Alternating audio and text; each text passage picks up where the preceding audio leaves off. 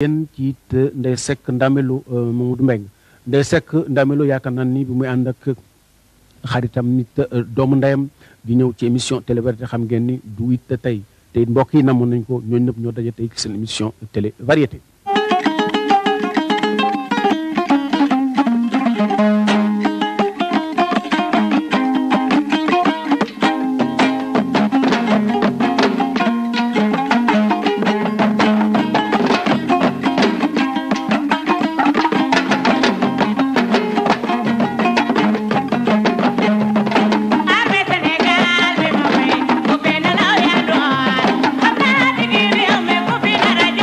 Yeah.